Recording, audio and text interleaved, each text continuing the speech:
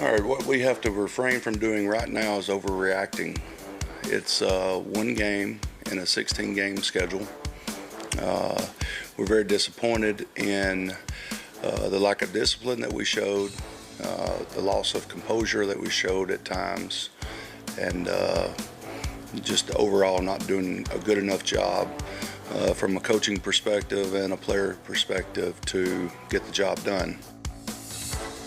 Freddie Kitchens, unrecognizable with a cleanly shaven face, but the Browns unrecognizable, Peter, from what we thought they were going to be. It's easy to say don't overreact. How can you not overreact with all the hype around the Browns and they completely lay an egg and lose by 30 at home week one? What Baker Mayfield reminded me late in this game of is a guy he's been compared to a lot in his life, and that's Brett Favre. Because late in games, if the Green Bay Packers were down by 17 with 4 minutes to go, Favre would take chances that he would not normally take were at a different time of the game, and it was, 14-14. And that's exactly what Baker Mayfield did. After his first interception, when they go down by 16, I think he felt like, okay, I'm going to take more chances than I would normally take. I do not look at this as a disastrous game for Baker Mayfield, even though he was the GOAT of the week in my column. Hey, he threw interceptions on 3 series in the fourth quarter. But I do say that I don't think that this was a normal game for the Cleveland Browns. Yeah, I hear that. It was not a normal game. And I added to that, you know why else it wasn't a normal game? Because you got to deal with Mike Vrabel and Dean Pease. And, I give Mike Florio a lot of credit. He's been calling this one all offseason. He knew Vrabel and Pease would have something special. Mike, I watched the film of this game yesterday. They called every defense in the history of football, every defensive coverage in the history of football in this game.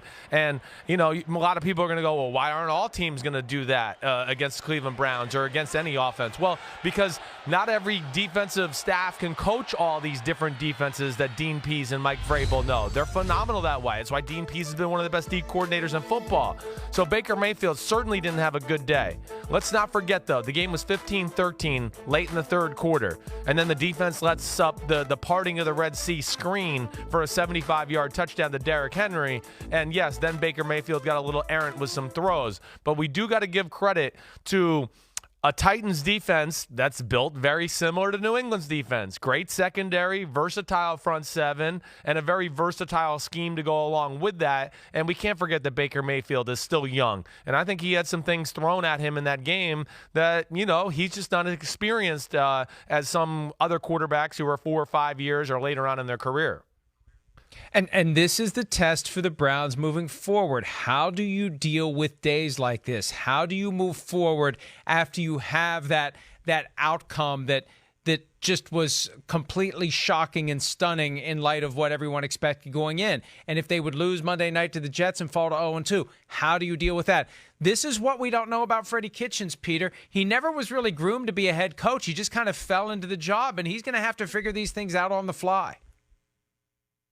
Well, he's going to have good advisors because he's probably given Bill Parcells a call at some point this week. He's coached with other guys who he's trusted a lot over the years. So I'm sure he's picked up the phone at 1 or 2 points in the last 24 hours to try to figure things out. But I'll also make one other point about the Cleveland Browns. And I said it throughout the offseason. This is a team that had great expectations on it for the first time ever. How many players on this team, and I'll count 2, who've played consistently in big January games? Morgan Burnett, the safety, and Demetrius Harris, the backup tight end, who had that same role with the Chiefs. So this is a team, they are big game virgins. And now 3 of the next 4 weeks, they are America's game. They have primetime games, Monday night against the Jets, then Sunday night at home against the Los Angeles Rams, and then in week 5, Monday night at San Francisco. How will they bear up to the pressure of being America's darlings? That's what we're going to find out. Yeah, and that's been my concern the entire offseason, Chris. And, we've talked about it. They really didn't do enough to rein in those expectations. I don't know what they could have done, but they should have done more to get people to understand this is still a work in progress. Yeah, but they're not going to panic. And again, I like what Freddie Kitchens says there. I like what Baker Mayfield says after the game. They have to learn how to win. You're right. They are virgins. They're young. But I still think there's talent there and belief in that locker room.